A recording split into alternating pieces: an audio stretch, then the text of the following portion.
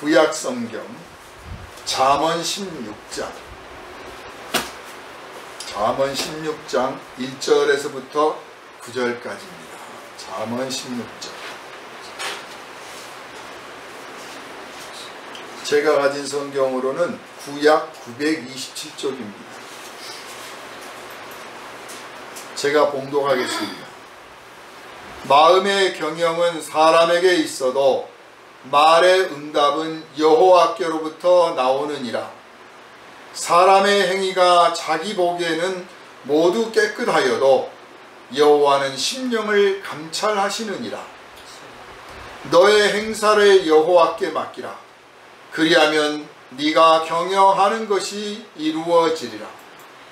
여호와께서 온갖 것을 그 쓰임에 적당하게 지으셨나니 악인도 악한 날에 적당하게 하셨느니라.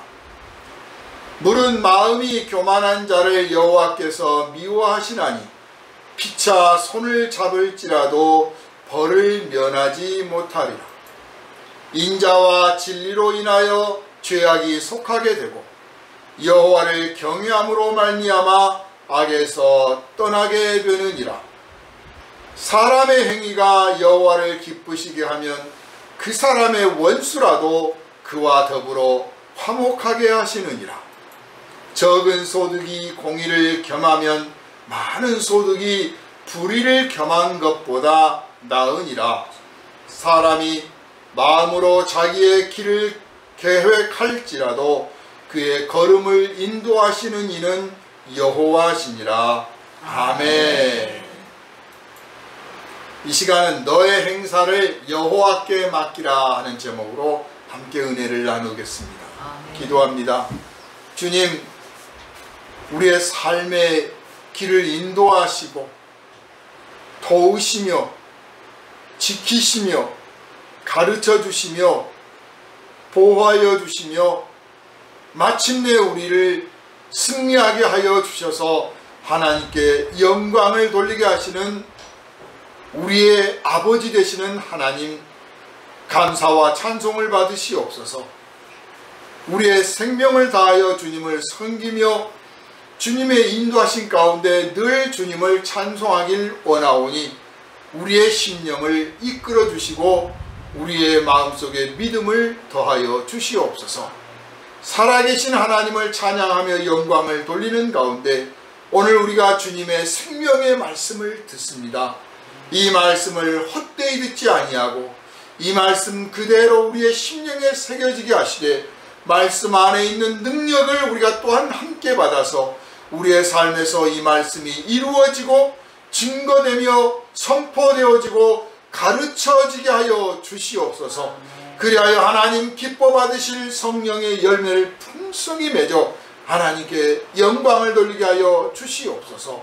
오늘은 너의 행사를 여호와께 맡기라는 제목의 말씀으로 함께 은혜를 나누고자 하오니 오직 진리의 영이 우리를 친히 가르쳐 주심으로 우리가 간데 없고 오직 하나님만 있는 하나님 앞에 영광 돌리기 합당한 자리가 되게 하여 주시옵소서. 의심과 우리의 지혜와 우리의 경험과 우리의 생각이 모두 주님 말씀 앞에 굴복되게 하시고 오직 주님의 말씀만 일어나게 하여 주시옵소서. 우리를 원하신 예수 그리스도의 이름으로 간절히 기도하옵나이다. 아멘. 할렐루야. 아멘. 현대인들은 그 경영이라는 말을 참 좋아하는 것 같아요. 경영. 그래서 뭐 기업 경영, 가정 경영, 뭐 요새는 또 인생 경영, 뭐 그런 말도 쓰죠.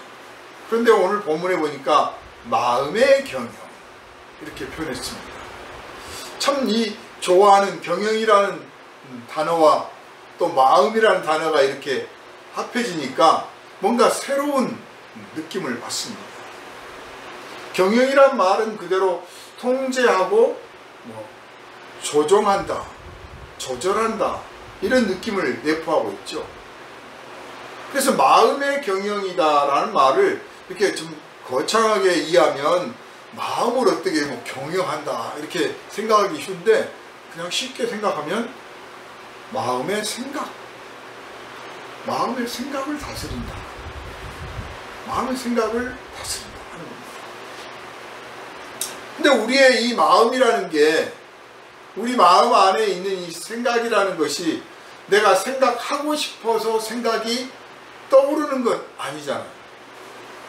나도 모르게 어떤 생각이 솟아오르는 겁니다. 그래서 내가 생각하고 싶지 않아도 생각이 나는 거죠. 그러니까 마음의 경영이라고 하는 것은 첫째로는 이 내가 원하지 않은 생각 혹은 원하는 생각도 있겠어요. 이 원하지 않는 생각을 어떻게 통제하고 조정하는가 하는 것입니다. 알고 보면 우리 마음은, 여러분 스스로 생각할 때는 내 마음은 내 것이다 라고 생각할지 모르겠어요. 그런데 사실은 내 마음이 내 것이 아닙니다. 방금 말씀드린 것처럼 내 마음에 어떤 생각이 떠오르는데 내가 원하는 대로 생각이 떠오르는 게 아니잖아요. 그래, 내 마음대로 하고 있는 게 아니에요. 그런 측면에서 보면 내 마음이 아니에요. 그런가 하면 예수 팔아먹은 유다 같은 경우도 사탄이 그 마음에 예수를 팔 생각을 집어넣었더라 그랬잖아요. 그러니까 우리 마음에 사탄도 와서 지 생각을 집어넣어요. 귀신도 와서 생각을 집어넣습니다. 그런가 하면 세뇌를 당하기도 합니다. 세뇌를 당하기도 하고, 약물에 중독되거나 알코올에 중독되거나 도박에 중독되거나 이렇게 중독이 되면 또 내가 원하지 않은 생각들이 막 솟아올라서 나를 지배하고 나를 이끌고 갑니다. 그런 거 보면 내 마음이 내 것이 아니에요. 그런데 마음의 경영이라고 표현했습니다. 그래서 여기에 하나님께서 우리에게 주시고자 하는 어떤 깊은 뜻이 있습니다. 네 마음이 네 것이 아닌데 네 마음을 네 것으로 만들어라, 그런 뜻이 들어있는 거예요. 그럼 내가 내 마음속에 솟아오르는 생각이 아까 말씀드린 것처럼 내가 원하지 않는데 생각이 떠오르는 것이 내게 원래 본질적인 거라면, 사실은 또 우리가 마음을 합한다든지 마음을 모았다든지 마음을 침착하게 했다든지 이런 걸 표현을 보면 또 내 마음을 내가 다스릴 수 있다, 내 생각을 내가 다스릴 수 있다 하는 거예요. 그래서 생각은 자기 마음대로 솟아오르기도 하지만 내가 원하는 대로 생각이 솟아오를 수도 있습니다. 이 두 개가 공존하는 것입니다. 복잡하죠, 어떻게 생각하면. 그러나 사실 우리들의 행동 속에서 두 가지가 다 나타납니다. 내가 원하지 않은 생각이 떠오르기도 하고, 또 내가 내 마음을 다스렸더니 내가 원하는 생각이 떠오르기도 합니다. 그래서 내 마음의 생각이 건전하고 아름답고 진실하고 거룩한 생각이 떠오르게 하려면 내 마음을 다스리는 거죠. 내 생각을 다스리고 내 육체를 다스리면 차근차근 점점 내 마음속에서, 그리고 내 생각 속에서 내가 원하는 생각, 내가 바라는 생각, 하나님이 기뻐하시는 생각들이 떠오르고 그 생각들이 점점 채워지게 될 줄로 믿습니다. 아멘. 그러므로 여러분은 마음의 경영 비법을 배우시길 바랍니다. 성경 안에서 그 비법을 찾아내십시오. 여러분 스스로 그것을 깨달아가는 것이 어떻게 보면 신앙의 여정입니다.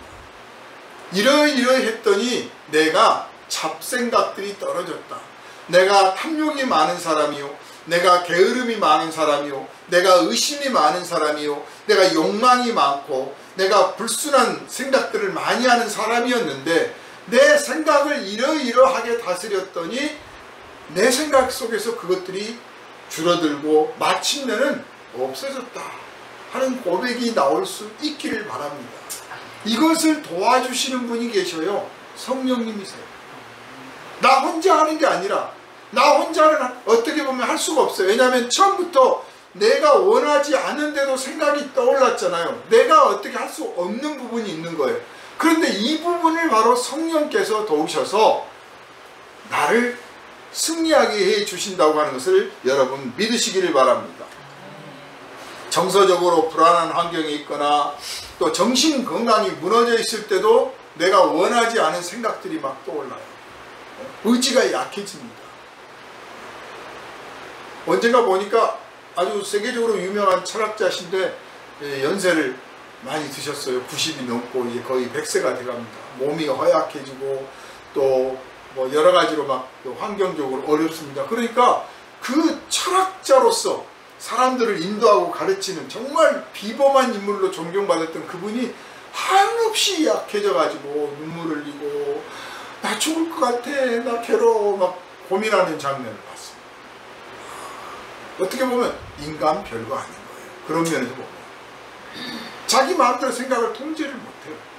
그럴 때 성령께서 도우셔요.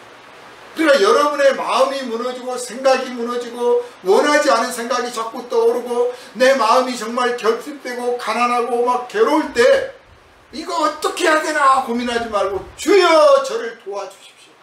제 마음을 붙잡아 주십시오. 제 마음을 다스려 주십시오. 제 생각을 고쳐 주십시오. 이렇게 하나님께 부르짖어 기도하시기를 바랍니다. 그러면 그 순간에 고침을 받습니다. 놀라운 일이 벌어지는 거예요. 자기의 생각을 다스릴 수 있다고 하는 측면을 여러분 발견하시길, 이게 보석을 발견한 것과 같아요. 대개는 잠이 안 와요. 내가 잠을 자고 싶은데 잠이 안 와요. 이런 사람들이 있어요. 불면증에 괴로워요. 그런데 잠을 다스릴 수 있습니다.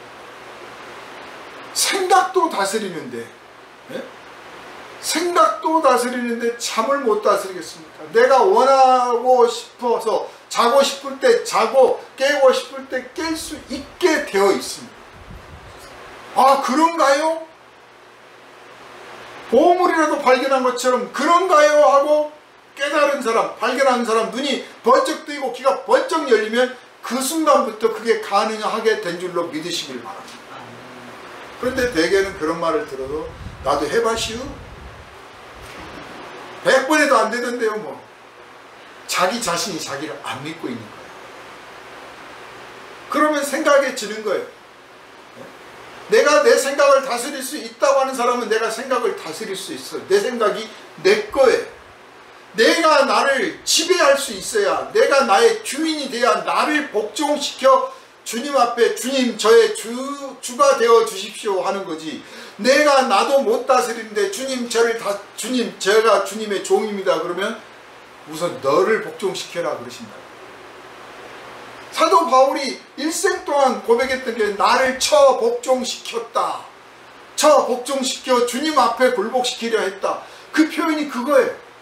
내가 나를 다스리지 못하는데 어떻게 주님 저를 당신의 종으로 삼아 주십시오 그러냐고요. 종 삼았다가도 말 안 들으면 어떻게 할 수가 없네요. 저도 제 마음대로 안 되거든요. 그럴 겁니까? 내가 나를 다스릴 수 있습니다. 해보겠습니다. 그럴 때 내 생각을 다스릴 수 있어요.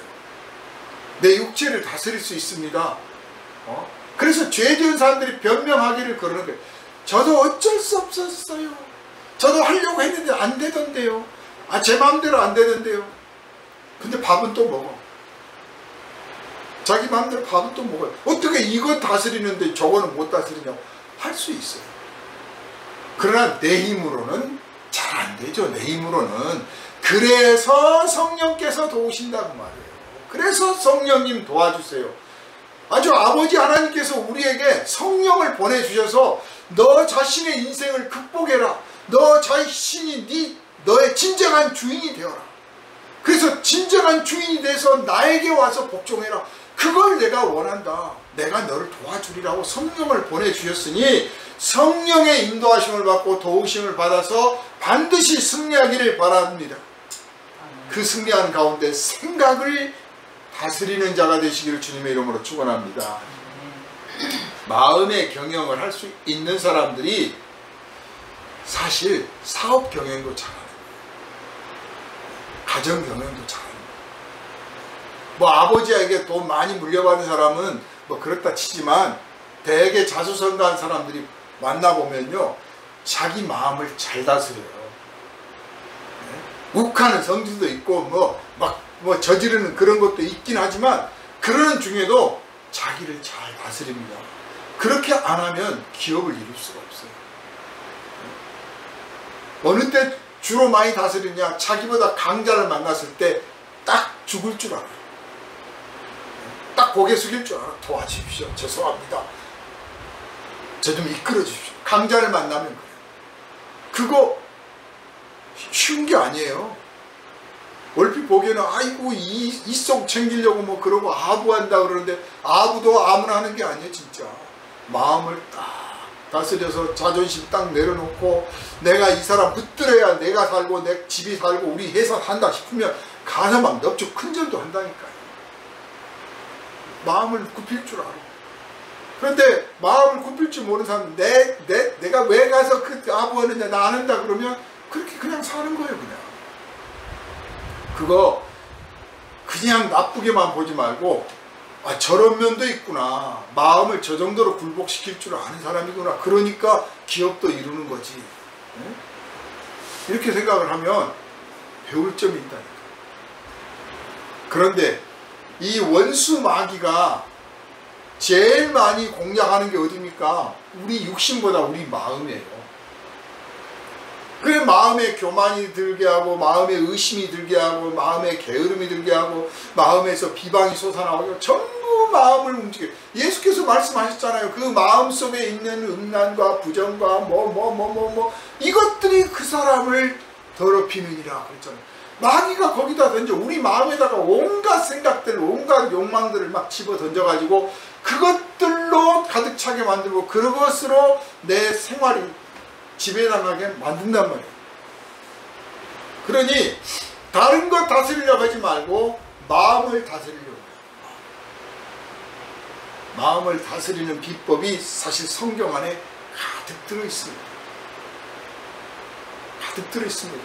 한 사람 한 사람 믿음의 선진들을 만나보면 이 사람이 이런 기도를 했다고 하는 것은 그 부정적인 생각과 의심과 그 환경의 모든 것들을 마음에서 딱 누르고 하나님을 바라보고 하나님의 능력과 하나님의 영광을 바라보고 기도했다고 하는 것을 발견할 수가 있어요.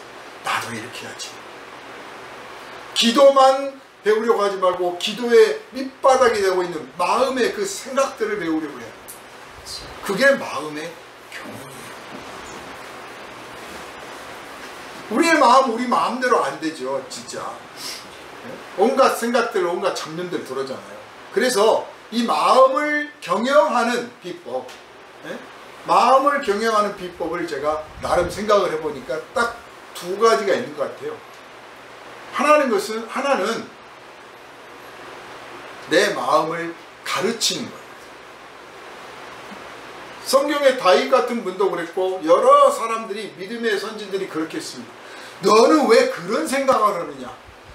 여러분이 혹시 의심이 들거나 뭐 비방하거나 누구가 하찮게 보이거나 누구를 고깝게 보거나 막 누구한테 모욕적인 생각이 들거나 아무튼 뭐 잘못된 하나님의 뜻과 어긋나고 성경적인 가르침이 아닌 생각들이 떠오를 때 여러분이 자신을 꾸짖어야 돼요. 내버려 두지 말고 너 정신 차려. 왜 그따위 생각을 하는 거야? 너 왜 그따위 마음을 먹는 거야? 나를 꾸짖을 줄 알아. 가르칠 줄 알아. 많은 사람들이 자기를 안 가르쳐요. 남은 가르치려고 해요. 남의 생각까지 가르치려고 그래. 너 그런 생각 품지 마라. 너 그따위로 살지 마라. 다른 사람 생각은 그렇게 가르치려고 하면서 자기 생각은 안 가르친다니까요. 그래서 자기를 가르치려고 해요. 그래서 자기가 자기의 가르침에 복종할 줄 알게 되는 거죠. 내가 나를 가르치려고 하니까 또 내가 배워야 되는 거예요. 어디서 배웁니까? 말씀을 배우는 거죠. 하나님의 말씀을 배워서 그 말씀으로 나를 가르치는 거예요. 그게 첫 번째 방법. 두 번째는 흙탕물이 가득 찬 그릇에 이 흙탕물을 맑은 물로 바꾸려면 어떻게 할까 하면 대개는 가만 놔두면 가라앉아요.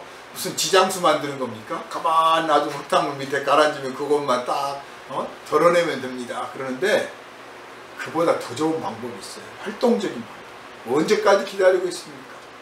맑은 물을 계속 냅다 붓는 거예요. 계속 맑은 물을 부으면 결국은 막 섞어져서 난리가 나다가 결국은 이제 흙탕물이 막 넘쳐서 나가서 마지막에는 맑은 물이 나오고, 맑은 물만 남을 때까지 계속 맑은 물을 부어요.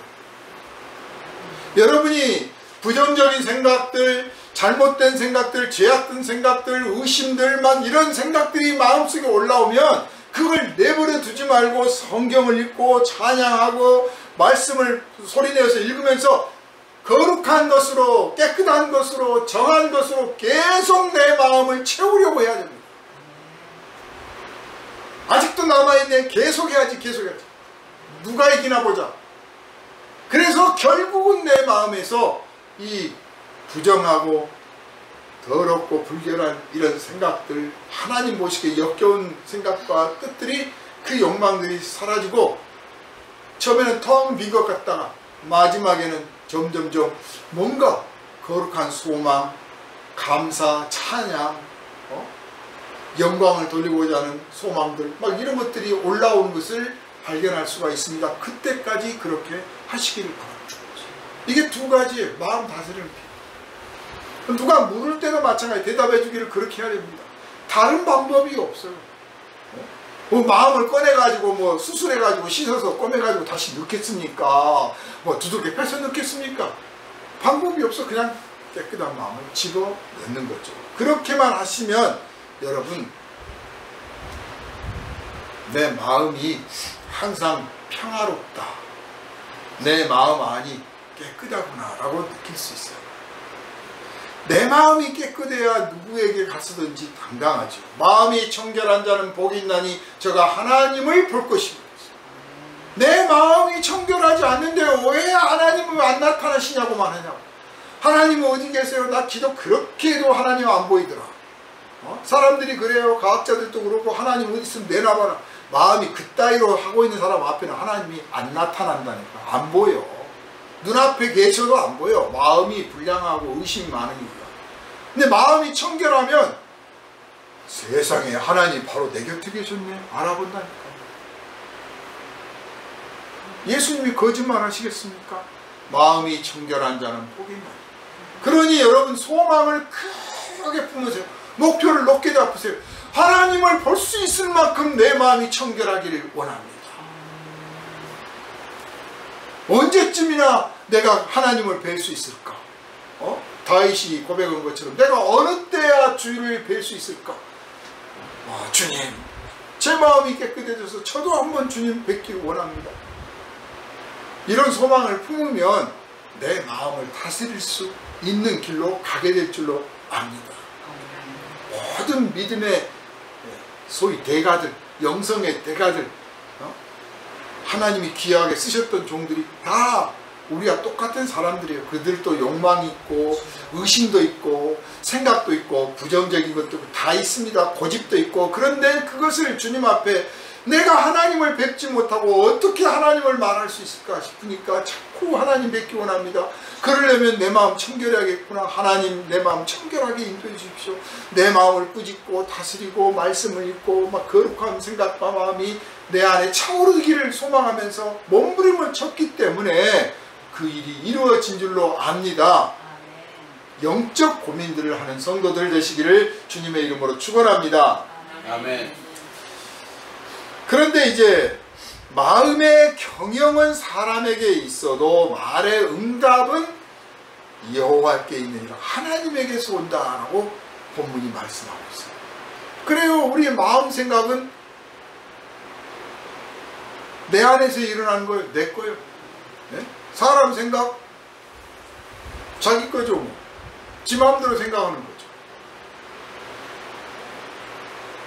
그런데 말의 응답, 이 생각이 말로 옮겨지면 그때부터는 이 말이 내가 통제할 수 있는 게 아니에요. 여러분이 마음에 생각을 담고 말을 꺼내기 전까지는 그 말은 내 겁니다. 내가 통제할 수 있습니다. 칭찬의 말도 할 수 있고 축복의 말도 할 수 있고 감사의 말도 할 수 있고 하나님께 영광을 돌리는 말도 할 수 있고 무슨 격려의 말도 할 수 있고 다 할 수 있어요. 또 반대로 비방도 할 수 있고 욕도 할 수 있고 꾸짖을 수도 있고 비웃을 수도 있고 의심하는 말도 할 수 있고 얼마든지 말을 할 수 있는데 그게 내 입에서 아직 나오기 전까지는 내가 다스릴 수 있는 거예요. 거기까지가 마음의 경영은 사람에게 있어도요. 그 생각은 나한테 있어요. 내 거예요, 내 거. 내가 할 수 있어. 내가 책임져요. 그런데 입에서 딱 나가는 순간은 내가 통제할 수 없어요. 내가 통제할 수 없어요. 내 마음대로 못해. 내가 아까 했던 말 있지? 안 들은 걸로 해? 그거 참 꺼내지를 마라. 그런 말이 있으면 못 들은 걸로 해라. 안 들은 걸로 해라. 아, 그런 말을 왜 합니까? 귀담아 들을 말만 하세요. 권유하기는 기도하듯 말하십시오. 찬송하듯 말하십시오. 그런 말 아니면 좀 입을 다무십시오. 좀 다스릴 필요가 있어요. 내가 말하면 누군가에게 이 말을 들으라고 했다는 거예요. 네? 내가 심지어 혼잣말을 해도 자기가 듣는 거예요. 누군가 들을 대상이 있기 때문에 말을 하는 거 아닙니까? 그리고 내가 듣고 사람이 듣고 지나가던 개도 듣고 소도 듣고 웃어요. 다 들어. 그런데 말의 응답은 여호와께로부터 나온다. 하나님께서 말의 응답을 하신다라고 했잖아요. 즉 하나님이 들으신다 그 말이에요. 내가 말을 할 때 말없이 조용히 듣고 계시는 분이 계신단 말이에요. 하나님이. 내가 사람 앞에서만 말하고 있는 게 아니에요. 아무도 듣는 이 없는 저 깊은 산중에 가서 혹은 벼랑 끝에 가서 바닷가에 가서 내가 혼자 부르짖고 소리를 질러도 듣고 계시는 분이 있다고 말이에요. 하나님이 듣고 계신다. 그래서 그 하나님이 응답을 하셔요. 그 말에 대해서. 한편으로는 고마웠고 놀라운, 야, 이런 일이 벌어지는구나 싶기도 하지만 또 한편으로는 무섭습니다. 그래서 왜 재수없는 말을 하느니 그런 말 하지 마라고 그러잖아요. 부정적인 말들 하면 그게 만약 응답이 된다고 쳐보세요. 이놈의 집구석은 화났다고, 이놈의 집구석은 뭐가 어쩌고저쩌고 그렇게 툭 던지면 그걸 정말 하나님이 응답했다고 쳐보세요. 무섭죠, 무서워. 그런데 이게 하나님이 듣고 계신다고 지금 우리한테 가르쳐 주셔요. 하나님이 어디 계시냐? 내가 말하면 들을 만큼 거리에 가까이 계십니다. 아주 가까이 계십니다. 그래서 나의 모든 것을 아신다고 하는 거예요. 바로 내 곁에서 나를 보고 계셔요. 말없이 듣고 계셔요. 그러므로 여러분의 마음에 있는 마음 생각들을 입에 옮겨 담아서 말할 때 하나님이 들으실 만한 말만 하시기를 주님의 이름으로 부탁을 드립니다. 그리고 이렇게 말을 하기가 어려우면 차라리 침묵하십시오. 침묵이 100배 낫습니다. 말하는 것보다. 물론 화가 잔뜩 나가지고 나 이제부터 말 안 해.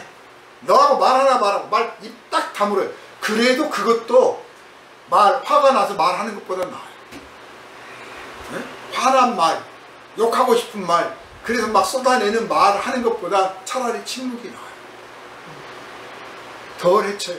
나를 덜 해치고 남을 덜 해쳐요. 그런데 그런 화가 나서 막 누르는 그런 억지스러운 침묵이 아니라 정말 내가 지향하는 침묵, 고귀한 침묵, 거룩한 침묵, 깊은 이 아름다운 이 침묵은 하나님 보시기에도 좋아요. 하나님 보시기에 좋아요. 그 침묵 끝에 단 한마디의 말이라도 하나님 앞에 드려질 때 하나님이 기뻐 받으시는 거죠. 그 진주 조개가 어렸을 때 어머니 그 조개 사다가 요리하실 때 보면 어쩌다 한번 이 진주가 나와요. 그러면 수지 맞았다고 막 좋아하시는데 사실은 구멍을 뚫어야 목에 걸고 다니지. 구멍 뚫는 재주가 없어 우리한테. 그러니까 그냥 우리가 담아 놓는데 이리저리 이사 다니고 어쩌고 하다 보면 또 그것도 다 잃어버려요. 그 아까운 거. 그래야 찾는다고 난리인데 알고 보면 과학적으로 보면 그게 불순물로 진주한테는 불순물이죠. 그런데 그 진주가 하루아침에 이루어진 게 아니고 오랫동안 시간을 거쳐서 그 족의 수명하고 같이 연결되어 있어요. 그렇게 해서 형성이 되는 거 아닙니까? 우리가 침묵 속에서 하나님 앞에 또 사람들 앞에 많은 말을 하느냐 적게 하느냐 이게 아니라 침묵 속에서 잘 다듬어서 진주와 같은 말을 하면, 그러면 얼마나 듣는 이가 기분이 좋고 말하는 이가 기분이 좋겠습니까? 옆에서 듣고 계시는 하나님께서 얼마나 좋아하시겠습니까? 그래서 우리 그리스도인들의 말이 의심하는 사람들을 보기에는 저 사람들은 아주 위선자들이야 꾸면서 말하는 것 같아. 그런 말 들어도 좀 좋아요. 정말 진주 같은 말들을 해내야 이게 그리스도인의 모습입니다. 특별히 왜 그래야 되느냐를 지금 본문이 가르쳐 주셔요. 하나님께서 응답을 하신대. 내가 진주 같은 말을 하면 내 삶에 진주가 가득 차고, 내가 불 같은 말을 하면 내 삶에 불이 가득하고, 네? 내가 칼 같은 말을 하면 내 삶에 창과 칼이 가득하다고 말해요. 하나님이 응답하신다는 거예요. 그러니 아무리 역겨운 말을 듣고, 아무리 이 기분 나쁜 말을 듣고, 아무리 이 더러운 상황을 만나고 진짜 내 속을 긁어놓는 사람을 만나더라도 내 입에서 진주 같은 말 한마디 하든지 아니면 차라리 침묵하는 것이 지혜롭다, 이렇게 말씀을 드릴 수가 있습니다. 우리의 말의 응답이 하나님께로부터 나오기 때문에 이제 우리가 기도할 때 같은 말이라도요, 우리가 사람한테 하는 말이 있고 짐승한테 하는 말이 있는데, 사실 짐승한테는 우리가 아무리 좋은 말을 해도 얘가 알아듣지 못하잖아요. 사람한테 좋은 말을 하면 조금 알아듣는 사람이 있죠. 하나님께는 어떻습니까? 하나님께 말하는 것이 기도잖아요. 그러니 이 기도의 말을 잘하면 그 응답을 하나님께서 하시니 얼마나 인생이 복됩니까? 그래서 말을 아꼈다가 하나님께 말씀을 드리는 거예요. 사람한테 화가 나고 짜증나는 그런 생각이 들어도 그 말을 아꼈다가 하나님 앞에 엎드려서, 제가 아까 좀 짜증이 나고 화가 나고 그랬습니다. 제 마음이 이렇습니다. 제가 이런 생각을 했습니다. 그런데 제가 입에 그 마음을 올리지를 않았습니다. 주님, 제 마음을 아시죠? 다스려 주시고 제 생각을 다스려 주시고 주님께서 이끌어 주십시오. 그러면 주님께서, 그래 너의 말에 내가 응답하리라. 우리가 말하는 것을 응답하시는 분이 계신다고 하는 것은 우리에게 큰 위로가 됩니다. 내가 말을 아무리 해도 응답을 안 한다면 그 허전함이라고 하는 게 말할 수가 없을 거예요. 무시당했다, 존재감도 느끼지 못할 거예요. 내가 사람들한테 말했는데 사람들이 응답을 안 해. 하거나 말거나 들은 척도 안 해. 투명인간 취급받아. 그러면 내가 이거 살아서 뭐하나 막 그런 생각이 든단 말이에요. 그런데 내가 한마디 말을 해도 바로 응답이 온다면, 뭐 좋든 싫든 뭔가 응답이 온다면 그런 내가 살아있다고 하는 느낌을 받을 수가 있죠.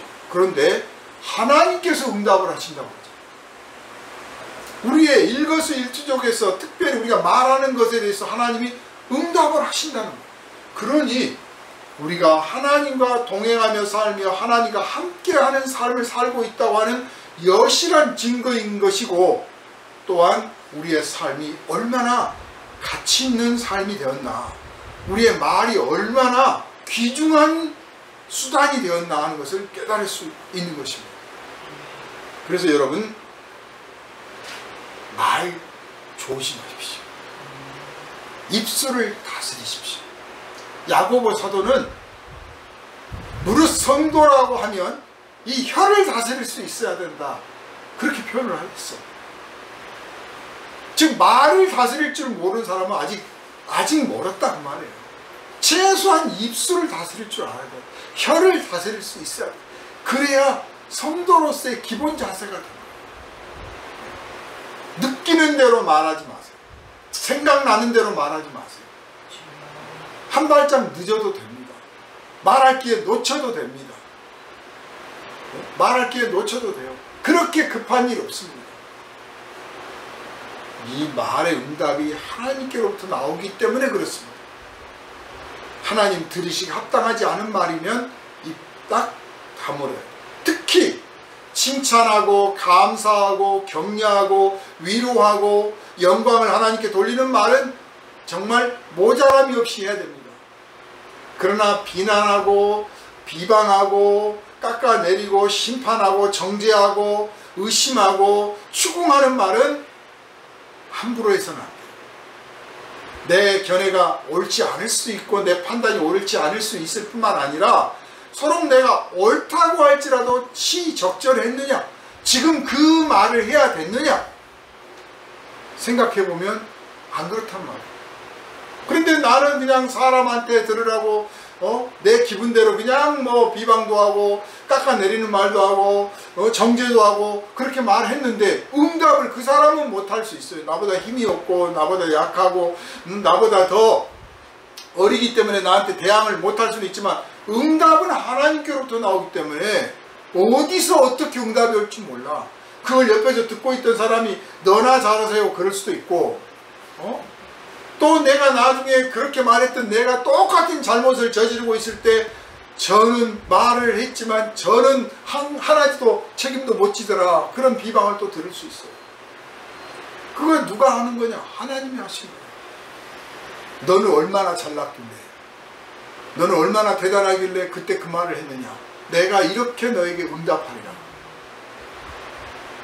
하나님의 응답이 1분 후 3분 후에 나타나는 게 아니에요. 어느 때는 내 양심을 바로 팍 찌르기도 하지만 어느 때는 3년 후 5년 후에도 응답이 올 수 있습니다.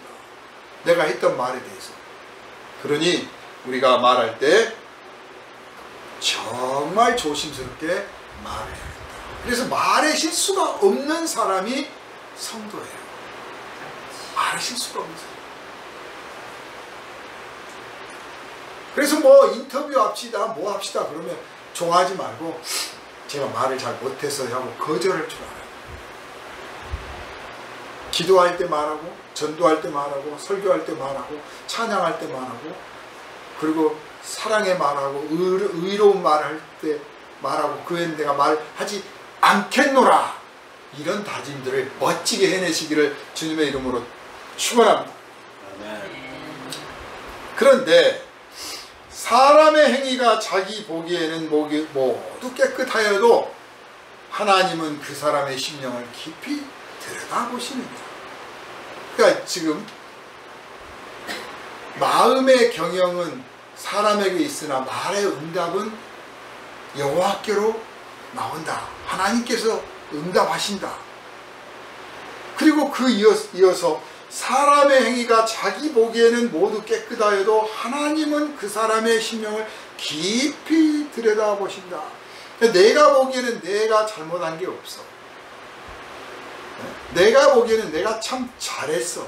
심지어는요, 특히 이제 우리나라 정치가들, 정치하는 사람들, 또 일부 기업가들, 그리고 일부 뭐 예술가들, 종교인들, 이제 그렇게 말하니까 어지간한 사람들 다 자기 속마음은 딱 감추고 겉으로 그럴듯한 행동들을 합니다. 속은 감추고 행동은 전혀 다르게 해요. 그리고 내가 이렇게 행동했지 않습니까? 여러분 이 행동을 믿어주세요. 그래요. 그러나 하나님은 그 마음 깊숙한 곳에 들여다보신다. 이 말씀은 우리들한테 최소한 양심적인 사람이 되라. 그 뜻이에요. 양심을 따라 행동해라. 물론 이 양심이 왜곡된 양심, 잘못된 양심들이 있어요. 공산당들도 자기 양심대로 해요. 잘못된 양심이죠. 그런 잘못된 양심, 화인 맞은 양심, 왜곡된 양심이 아니라 정말 하나님이 주신, 인간에게 선제 은총으로 주신 이 바른 양심, 그 양심에 따라서 말하고 행동해야 돼요. 그래서 기독교인은 기본적으로 양심적인 사람이 돼야 돼요. 그런데 거듭난 사람이란 이 양심적인 사람 위에 있는 거예요. 그보다 더 높은 차원이에요. 그런데 양심적이지도 않는다면 거듭났다고 말하지만 거듭나지 않은 사람처럼 살고 있는 것이요, 예수 그리스도의 피값으로 구원을 받았다고 하지만 그 피값을 헛되이 처분하고 있는 거나 마찬가지예요. 아니면 구원받지 못했으면서도 구원받았다고 착각하고 있거나. 어쨌든 양심적이야 돼. 양심을 속이고 말하지 말고, 양심을 속여서 물건을 팔고 물건을 얻으려 하지 마. 그러게 일단 돈을 벌어야 되고, 일단 성공해야 되고, 일단 뭘 좀 얻어야 되고, 그러니까 그거 다 덮어버려. 양심을 딱 눌러가지고 그거 그래도 되는 거예요. 아, 남들도 다 해요. 그럼 남들도 다 한다 그 말 딱 듣는 순간에 양심한테, 야, 남들도 다 한다고 그러는데 너도 그렇게 해도 되지 않겠어? 그래가지고 그냥 가짜 학위도 만들고 가짜 뭣도 만들고 막 그러는 거야. 얼마 전에 형제가 모여가지고 이야기를 하는데요. 아, 참, 몇십 년 만에 일테면 고백이죠. 제 사촌 형님이 의사인데, 어려서 공부를 중학교 때 잘했어요. 그래서 이제 좀 명문학교를 보내려고 서울로, 큰아버지가 이제 명문학교를 보내려고 시험을 치게 했어. 근데 떨어졌어. 떨어져가지고 재수 아닌 재수를 이제 하고 있는 거예요, 집에서. 근데 자기가 생각해도 이게 이 서울 가서 시험 치러보니까 만만치가 않거든. 저 시골 촌구석에서. 가능성이 없어가지고 답답했는데, 누가 와가지고, 아이고, 뭐 그렇게 한다고 해도 되는 게 아니다. 우선 이 시골 학교지만 여기 괜찮은 학교 보내자. 그래가지고 그 학교에 다닌 적도 없는 학교를 다녔다고 이제 가짜 서류를 누가 만들어 줘가지고 그냥 고등학교 1학년으로 편입을 했어요. 동기생들하고 같이 이제 입학했던 졸업 동기생들하고, 중학교 졸업 동기생들하고 같이 간 거죠. 근데 물론 그 시골 그 학교도 그 시골에서는 제법 괜찮은 학교, 전국적으로 알아준 학교인데 이제 더 좋은 학교로 가려다 못 간 거죠. 그래서 그 학교를 졸업해서 이제 결국 의대에 가서 의사가 됐습니다. 몇십 년 만에 그 이야기를 처음 하는 거예요. 사실은 내가 그 가짜 학력을 만들어 가지고 갔노라고. 아무도 모르는 이야기죠. 요새 법대로 따지고 뭐 말 많은 사람들 이야기를 거려면 학력 전체가 무효죠, 사실은. 학교 다닌 적도 없는데 다닌 것처럼 1학년 다닌 것처럼 해서 전학 간 것처럼 만들었으니까 가짜 학력이 된 거잖아요. 그래서 졸업도 가짜고, 대학 간 것도 가짜고, 대학원도 가짜고, 박사학위도 가짜고, 다 가짜가 되는 거죠. 그런데 그때 어른들이, 아니 남들 다 하는데 이렇게 해서라도 길을 열어줘야 하지 않겠냐고. 그러니까, 아, 그럼 길을 열어줘야지. 그 아버지 입장에서는 그랬겠죠. 내 양심 한번 저버리고 내 자식 새끼만큼은 잘되게 해줘야겠다. 그런데 우리가 그 양심 한번 저버리고 자식 새끼만큼 잘되게 해주겠다고 했지만 그 당사자한테는 평생 양심의 짐이 될 수 있어요. 누가 그거 혹시 알까 봐서, 모를까 봐서, 그때는 그런 거 묻지도 않고 따지지도 않고, 알아도 누가 시비를 걸지 않았겠지만 만약에 지금 일어났다면 난리가 날 일이죠. 난리가 날 일이죠. 양심을 속여가면 평생 그 마음에 근심이 남아있어요.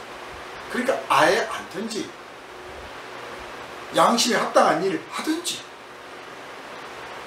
물론 이제 너무 어린 양심, 의심이 많은 양심, 병든 양심들은 좋은 일을 보고도 또 막 두려워하고 걱정을 해요.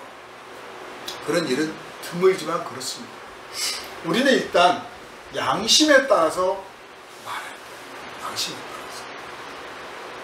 그런데 심령의 감찰을 하시는 분이 하나님이시기 때문에 그 하나님 앞에 내가 속일 수가 없잖아요. 이게 하나님을 만나는 순간입니다. 만물이 벌거벗은 것처럼 그 앞에 드러나리라. 베드로서에 말씀을 했어요. 마지막 심판 때는 벌거벗은 것처럼 드러날 것이다. 그런데 그 마지막 때가 되기 전에 내가 그분 앞에서 아무것도 숨길 것 없고 내 양심의 더러운 구석까지 그분이 다 들여다보고 계셨구나 하는 것을 느끼는 그 순간이 하나님을 만나는 순간. 하나님이 아닌 가짜를 만나면 뻔뻔해져요. 지난날 그 못된 짓 많이 했는데 예수님께서 다 용서해 주신다고 그랬어. 예수 믿으면 다 용서해 주신다고 그랬어. 할렐루야! 다 용서받았어요. 언제 그랬냐는 듯이 아주 착하게 지금 심지어는 시험 공부해서 목사도 돼. 그리고 조금 있으면 다시 또 지지. 하나님을 못 만났죠. 그 양심을 들여다보시는 심령을 감찰하시는 하나님을 딱 만나는 순간, 만나면 주여 제가 무슨 목사가 됩니까? 명함도 못 읽습니다. 그런데 어떻게 교도소만 갔다 오면 목사가 된 사람들이 그렇게 많죠? 저보다 더 훌륭한 척이에요. 제가 훌륭한 건 아닌데. 그래서 막 괜히 미안해져요. 심지어는 내가 죄를 지었기 때문에 감옥 가서 하나님을 만났으니 할렐루야 그랬더. 이거 죄를 지은 게 또 잘 됐대. 미쳐버리겠어요 그냥. 심령을 감찰하시는 하나님을 못 만난 거라니까요. 못 만나는 건 왜 그러냐, 이런 말씀을 읽고도 이거 남한테 해줘야 되겠다고 하는 거지 자기한테는 말 안 하는 거예요. 우리가 성경 읽을 때 이걸 조심해야 돼요. 꼭 이 말은 누구한테 해줘야지 그래. 뭐 축복의 말씀도 좋고 뭐도 좋아. 근데 그렇게 자꾸 하다 보면 이제 꾸짖는 말씀, 경고하는 말씀, 이런 말을 막 세상에 외쳐야 되고 알려야 되고 다들 그건 잘하는데 자기한테는 안 해. 사람의 행위가 자기 보기에는 옳아도 하나님은 심령을 감찰해 내가 전도를 하고 봉사를 하고 사랑하고 구제를 했는데 정말 그 심령 깊숙한 곳에 진실함으로 거룩함으로 겸손함으로 순종함으로 했느냐 하나님만 아시는 거예요. 그래서 마지막 때 심판날 예수님 앞에 가서 주님 제가 주의 이름으로 귀신도 쫓고 병도 고치고 봉사도 하고 이 사람을 입히고 먹이고 했지 않습니까? 그런데 예수께서 나는 너희를 도무지 모르노라 이 더러운 놈들아 악한 놈들아 내 앞에서 떠나가라. 왜냐? 심령을 들여다보시니까 그게 네 진실한 마음이었냐 그 말이지. 뭔가를 속이려고 대가를 얻으려고 혹은 그냥 위기를 넘기기 위해서 혹은 흥분돼서 들떠가지고 막 하고 있었지 진실하게 주님의 뜻을 이루기 위하여 겸손하게 엎드렸느냐 심령을 들여다보셔요. 그래서 우리들이 행동 함부로 하는 게 아니에요. 말도 정말 조심해야 되지만 내 행위가 하나님이 다 내 마음 들여다보시니까 양심적이 돼야 돼. 물론 아무 행동하지 않고 나는 잘못할까 봐서 말도 않고 잘못할까 봐서 행동 안 해요. 그런 바보가 또 어디 있습니까? 잘못할 때 하더라도 꾸짖음 받을 때 하더라도 하면 꾸짖음 받으면서 고침받고 성장하는 거 아니에요. 그러니까 이제 말과 행동을 하나님께서 응답하시기 때문에 또 내 심령을 감찰하시기 때문에 주님 앞에 일과를 정리하면서 저녁 시간에 기도를 하는 거죠. 주님, 제가 오늘 이러이러한 말을 했고 이러이러한 행동을 했습니다. 주님께서 다 들여다보셨지요. 제 마음 깊은 속까지 들여다보셨지요. 제가 이런 점은 잘못한 것 같습니다. 또 아직 깨닫지 못한 것도 있습니다. 이런 건 나 참 잘했지요. 그래서 보고를 좀 드리고 그러면 그 순간에 주께서 대답을 하시면서 잘했다 못했다 하실 수도 있지만 또 잠잠히 듣고 계시다가 몇 날 며칠 후에 버뜩 깨달으면서 그렇구나 내가 이건 잘했구나 이건 못했구나 깨달을 수도 있어요. 그래서 이렇게 하루를 마감할 때 하나님께 보고를 드리고 그리고 그 다음에 해야 될 일이 있어요. 하나님께 맡기는 거죠. 주님, 제가 이런 말과 행동을 했습니다. 겸손한 부분이 있습니다. 멋대로 한 것이 있습니다. 속였던 것들이 있습니다. 하나님께서 어떤 처분을 하시더라도 제가 피하지 않고 받겠습니다. 그런데요, 하나님이 막 이 사람 빨리 막 어떻게 조치를 하려고 할 때는 바로바로 즉각적으로 반응을 하셔요. 그런데 어느 때는 내가 한 잘못에 대해서 30년 후에 꾸짖으실 때도 있어요. 30년 후. 제가 만나 뵀던 분들 중에 이런 분들이 많더라고요. 전혀 말씀 없이 시다가 내가 신앙이 성장해서 하나님의 어떤 책망도 어떤 꾸지람도 내가 받을 만한 정도가 되니까 그때 나를 좁히시더라. 채찍으로 치시더라. 그런데 아프면서도 달더라. 그렇습니다. 지난날에 내 잘못을 이제까지 참고 계시다가 이제 꾸짖군요. 이제 나를 혼내시는군요. 제가 벌게 받겠습니다. 원망이 안 되더라는 거예요. 근데 만약에 내가 아직 믿음이 없고 혹은 어렸을 때 하나님이 내 행동에 대해서 즉각 반응했다면 바로 하나님 왜 나를 좁혀세요. 인생 나 강아지 같아서 못 살겠어. 막 그랬을 거예요. 근데 성숙하니까 꾸짖더라는 거지. 참 그런 경험을 하시는 분들도 있어요. 근데 이렇게 어쨌든 우리의 말과 행동에 대해서 하나님께 내가 딱 맡겨드리면 그러면 하나님이 접수하셔서 정말 하나님의 때 알아듣게 나를 다스리시는데 그 사이에 내가 성숙하고 회개하고 신앙이 정말 충만해져 가면 그것들이 다 없던 일이 되는 거죠. 굳이 그럴 필요가 없으니까. 그런데 아직 그 상태에 이르지 못하면 아직 조금 모자라. 그러면 다시 일깨우시기 위해서 과거의 그것들을 깨닫게 하시고 일으켜서 네가 지난날에 이랬는데 아직도 그 대목을 못 넘어갔구나. 좀 정신 좀 차려라. 이렇게 하실 거예요. 많은 사람들이 연기를 하려고 해요. 특히 그 현대 시대에 현대에 들어서서 이 보이는 텔레비전, 무슨 영상 매체가 많이 발달했잖아요. 통신도 발달하고. 그러다 보니까 보이기를 원하는 누군가 보고 있을 거라고 하는 전제하에서 행동들을 합니다. 자기의 진짜 행동을 하고 있는 게 아니라 보여주기 위한 행동, 누군가가 볼 거라고 하는 의식 속에서 행동을 해요. 어떤 면에서는 병들어 있어요. 현대인들이 병들어 있습니다. 옷 한 벌을 입어도 병들어서 옷을 입어요.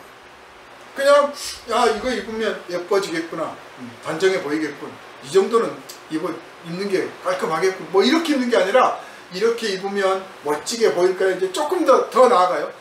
이걸 입고 내가 무슨 퍼포먼스를 해야지, 점점 이제 그런 식이 되는 거죠. 그래서 애기들이 예전에는, 지금도 아프리카에 가면 뭐 그래요. 아프리카만 그런 게 아니라 아시아도 뭐 어느 집에 가면 카메라 들이대면 애들이 막 신기해서 이렇게 하거나 아니면 피해서 달아나는데, 우리 대한민국 아기들은 한 3개월만 되면 카메라 되면 쫙 웃어요. 할 수만 있으면 손도 딱 들걸. 보여주려고 그래. 벌써 누군가가 보고 있고 찍고 있다고 느끼고 있는 거예요. 보이지 않게. 이게 행복한 것 같지만 행복한 게 아니에요. 정말 그렇게 보여주고 보고 있다고 느낀다면 하나님이 보신다고 생각을 좀 하세요. 근데 사실 그것도 심각하면 그게 노이로제입니다. 건강한 신앙이 아니에요. 건강한 신앙이 아니에요. 티빙겐 대학에 이쪽은 신학과고 이쪽으로 가면 정신병원인데, 이 정신병원에 가면 대개 거기 수용되어 있는 정신병원 환자들이 자기가 예수를 만났다거나 내가 예수 동생이라거나 내가 예수라다거나 아무튼 다 그런 사람들이에요. 이 사람들은 하루 종일 하나님 생각합니다. 종일. 그럼 과민성이죠. 우리가 하나님의 은혜 아래에 있고 하나님이 내 말에 응답하시고 나를 심령을 감찰하시고 나를 보고 계신다고 해서 매사에 막 부들부들 떨어가면서 혹은 막 하나님 보시지요? 막 이러면 누가 봐도 귀신 들리고 이상한 사람이지. 그건 비정상이고, 이게 소위 본질상 그렇다 그 말이죠. 방향이 그렇다는 거죠. 우리의 삶의 중심이 그렇다는 거죠.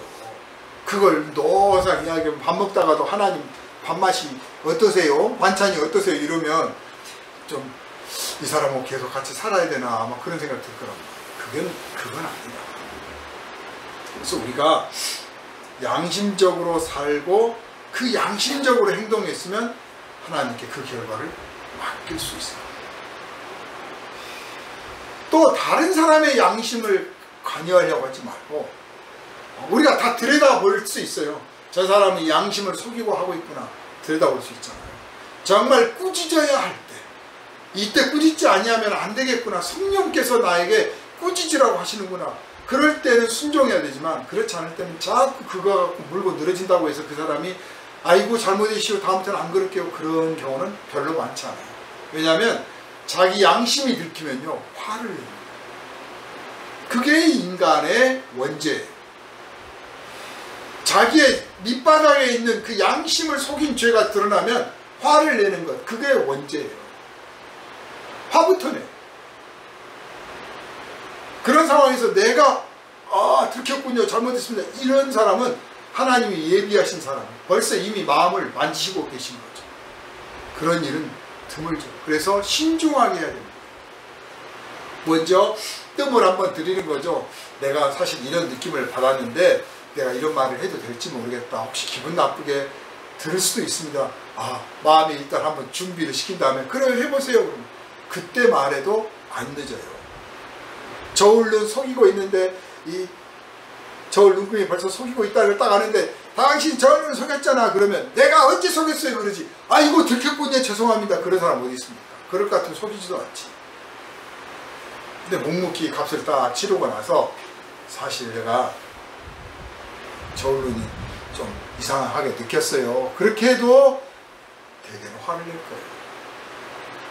거기서 양심이 찔림받은 사람은 사실 내가 저 속였습니다, 내가 더 드리겠습니다, 돈 거슬러 주겠다니 그러겠죠. 얼마나 만나겠습니까? 이게 우리가 처한 우리 양심의 현실입니다. 그래서 내가 양심을 속이고 양심을 어기고 양심과 어긋나는 행동을 하면 그게 남한테는 그 사람은 어쩔지 몰라요. 속은 사람은 괴로울지 안 괴로울지 모르지만 결국은 내가 괴로워요. 내가. 어떤 의사들이 보통 이제 그 임상병, 이렇게 호스피스 병동 그쪽에 있는 간호사들이나 의사들이 되게 이런 말을 해요. 그 사람의 임종을 보면 그 사람의 일생이 보인다. 사람들이 눈을 감지 못하는 사람들을 보면 되게 친구가 없거나 가족과 불화를 겪었던 사람들이다, 그런 말들을 합니다. 그런데 단순히 그 인간관계, 사회성의 문제가 아니라 그 밑바닥에 있는 양심의 문제, 양심을 어기고 양심을 속이고 양심을 짓밟고 양심과 어긋나게 말과 행동을 많이 했던 사람들은 정말 눈을 편히 못 감아요. 죽음을 거부해요. 예수 믿는다고 하면서도 주님 제가 천국 가기 원합니다, 저 받아주세요, 이걸 못해요. 이론상으로는 예수를 믿는데 그래서 양심에 따라서 하나님께서 우리를 거듭나게 하셨다라고 하는 것은 뭐 방언을 하느니 뭐 무슨 말을 하느니 이쪽에 있는 게 아니에요. 하나님이 우리를 거듭나게 하셨다고 하는 것은 우리의 양심을 선하게 바꾸셨다는 뜻이에요. 원래는 우리의 양심이 악하고 하나님 보시기에 더러운 양심들이에요. 사실은 그냥 기껏 착한 일을 해도 조금 하는 거고 나머지는 다 부정한 양심이었는데 하나님이 우리의 양심을, 내가 그 양심을 못 바꾸잖아요. 그 양심을 바꿔주셔서 선한 양심으로. 그게 거듭남이에요. 그래서 그 거듭나게 해주신 선한 양심을 따라 사는 것이 거듭난 성도의 삶이에요. 그런데 양심을 어기고 짓밟고 부인하고 그 거룩한 양심을 부인하고 살잖아요. 그러면 하나님을 만나기가 두려워. 만나는 게 거북해. 죽음이라고 하는 것이 거북해. 내가 죽음을 통과해야 예수님을 만나는데, 물론 죽는 과정은 좀 무섭고 아프고 뭐 괴로울 수 있어요. 이별하는 게 슬플 수도 있고. 그렇지만 어쨌든 알고 있어. 내가 이 죽고 나면 예수님 만날 거야. 그러면 한편은 위로가 되고 더 크면 소망도 생기고, 어떤 목사님처럼 빨리 죽었으면 좋겠습니다, 나 고치지 마세요, 나 예수님 앞에 갈 거예요, 뭐 이럴 수도 있어요. 그거는 예수님을 만난다고 하는 소망 때문에 그런 거 아니에요. 그 밑바닥에 양심을 속이지 않고 양심과 살았다는 게 있는 거죠. 그러나 양심과 살지 못하면 죽음을 거부하게 됩니다. 왜냐? 하나님이 심판하실 때 그 양심을 보고 심판하시거든요. 양심을 보고 심판해요. 이게 로마서에 선포되어 있습니다. 율법이 있는 자는 율법대로 망하고 율법에 따라 심판을 하고, 율법이 없는 사람은 그 사람의 양심을 따라서 심판하신다. 양심을 보고 심판해. 네가 양심대로 했느냐? 나는 예수 믿으면 구원 받는다는 것도 몰랐고 십계명도 몰랐습니다. 나는 율법이 있는 줄 알았으면 다 지켰을 겁니다. 세종대왕 시절에, 아니 고려 시절에 이 사람들이 하나님 앞에 가서 나도 예수 알았으면 믿었을 거예요 이렇게 말할 때 하나님께서 그래 미안하다, 내가 예수를 진작 보냈어야 되는데 이렇게 하시는 게 아니고, 네가 양심에 따라 살았느냐? 네 양심이 너를 정죄하고 고소한다. 그래서 의인은 없나니 하나도 없다, 이 말은, 이 말씀은 양심을 따라 사는 사람이 한 사람도 없다 그 뜻이에요. 그래서 거듭난다는 것은 뭐냐? 양심이 변했다는 뜻입니다. 그리고 양심을 따라 살 수 있게 됐다는 거예요. 이게 또 우리가 의지가 약하고 우리가 투철하지 못하고 옆에서 오는 시험과 유혹에 자꾸 양심을 저버리고 넘어질 것 같으니까 또 우리를 도우시는 분이 계시는데 누구십니까? 성령님이십니다. 할렐루야! 성령님이 우리를 도우셔서 우리가 거듭나게 변화시켜 주신 이 거룩한 양심, 이 착한 양심을 따라 살도록 도와주신단 말이에요. 그러니까 우리 안에 하나님이 깨끗하게 해주신 양심이 있고 또한 우리를 도우시는 성령님이 계시니 우리가 양심을 따라 살지 못할 이유가 없는 거예요. 그래서 사람을 속이고 말로 속이고 행동으로 속이는 것, 속아 넘어가졌구나, 이만하면 잘했지, 여기에 웃지 말고 내 양심에 어떠했는가 들여다보고 하나님 앞에 양심을 꺼내놓고 고백하고 기도하기를 주님의 이름으로 축원합니다. 이렇게 양심을 괴롭히지 않으려면 정말 양심을 따라 사는 건데, 이렇게 하나님 앞에서 마음의 심령을 깊이 감찰하시는 분이 하나님이라는 것도 알고 하나님 앞에서 양심을 따라 살아야겠다고 하는 것을 깨닫고 나면 이제 우리가 고백하게 됩니다. 정말 내가 어떤 내 뜻을 이루어가는 것이 대단한 게 아니구나. 하나님의 뜻이 이루어져야 되겠구나. 나 같은 사람을 들어서 하나님께서 쓰시는구나 생각을 할 때 정말 내 인생이 값어치가 있고 의미가 있는 거예요. 그래서 우리가 방금 읽었던 본문들 1절부터 이렇게 쭉 읽어보니까 그 말씀의 종합 같은 이야기면서 경험적인 고백으로 마지막 절이 등장합니다. 너의 행사를 여호와께 맡기라. 그리하면 네가 경영하는 것이 이루어지리라.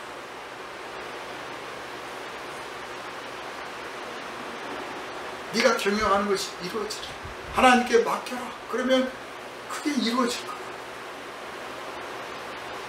속이려고도 하지 말고, 꾸미려고도 하지 말고, 감추려고도 하지 말고, 진실함을 가지고 네 마음과 생각을 다스려 가면서 너의 말을 조심해서 너의 행동을 진실하게 하고, 그리고 그런 가운데 너의 인생의 목표를 잡고 네 사업의 계획을 잡고 그것을 네가 도전해라. 그러면 하나님께서 너를 인도하시고 하나님께서 너의 뜻을 이루어 주시리라.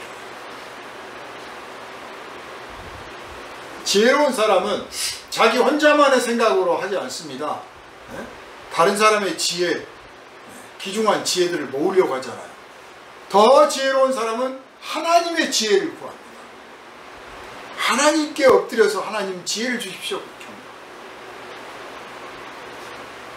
지혜로운 사람은 자기가 자기 길을 막 헤쳐나간다고 고집하지 않습니다. 자기가 해나가지만 주님께서 앞에서 인도해 주실 것을 바라고 믿습니다. 그래서 나에게 되어지는 일들이 내가 만들어가는 일이 아니라 하나님께서 인도해서 이루어지고 있다는 사실을 고백합니다.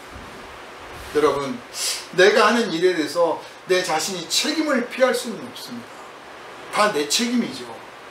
그러나 말씀드린 것처럼 내 말에 응답을 하신 하나님, 즉 내 곁에 계시는 그 하나님과 함께 책임을 진다면 얼마나 좋겠습니까? 하나님과 함께 책임을 지는 인생을 살아가는 사람이 복된 인생을 사는 겁니다. 기업을 해도 하나님이 함께 책임져 주시는 기업을 하는 사람이 복된 기업가입니다. 무슨 일을 하든지 하나님이 함께 책임져 주실 거라고 하는 확신 속에서 그분과 함께 가는 사람이 복된 성도의 삶을 사는 거예요. 그거 없이 그냥 내가 혼자 했습니다, 내가 책임지겠습니다, 하나님 냅두세요, 내가 심판 받을게요, 이렇게 고집부리지 말고 마음을 다 내려놓고 내 길을 인도하시는 주님이 계시는 것을 감사히 여기고 주여 인도해 주십시오, 제가 저를 맡깁니다, 제 말과 생각과 행동을 다스려 주님 것으로 삼으시고 결과적으로 주님의 뜻이 이루어지기를 원합니다. 내가 인생 계획하고 내가 틀을 짜더라도 이루면 뭘 얼마나 이루겠습니까? 내가 성취를 하면 뭘 얼마나 성취하겠습니까? 그리고 그것이 뭘 얼마나 대단하겠습니까? 당신의 뜻을 이루십시오. 내 것이 내가 이루고 내가 달성하고 내가 개운 계획과 이런 것들이 다 당신의 그 뜻을 이루는 데 쓰임받기 원합니다. 나라를 위해서 인생이 쓰임받은 사람을 우리가 애국자라고 해요. 하나님의 나라를 위해서 그 인생이 쓰임받는 사람을 하나님이 거룩한 성도, 하나님 나라의 일꾼, 하나님의 종, 하나님의 사도, 그런 거예요. 그런데 그게 뭐 특별한 게 아니에요. 사소한 거지만 그 사소한 것들이 하나님께 귀하게 쓰임을 받는 것입니다. 여러분, 내 뜻을 이루지 마시고 주님의 뜻을 이루시옵소서. 내 뜻이 이루어지는 그 끝에 주님의 뜻이 이루어지기를 원합니다. 주님의 뜻이 이루어지지 않는다면 내 뜻을 부숴버리고 저버리고 내팽개칠 수 있게 하여 주옵소서. 이런 대담한 기도가 우리 모든 성도들에게서 일어나기를 주님의 이름으로 축원합니다. 기도합니다. 거룩하신 주님, 살아계신 하나님, 우리와 가까이 계셔서 우리의 말과 생각과 양심을 들여다보시고 다 아시며 친히 응답하시고 우리가 양심을 따라 살아갈 수 있도록 우리를 인도해 주시기를 기뻐하시는 아버지 하나님, 우리의 행사를 주님께 맡깁니다. 우리의 인생을 주님께 맡깁니다. 주님의 뜻을 이루시옵소서. 우리를 구원하신 예수 그리스도 이름으로 간절히 기도하옵나이다.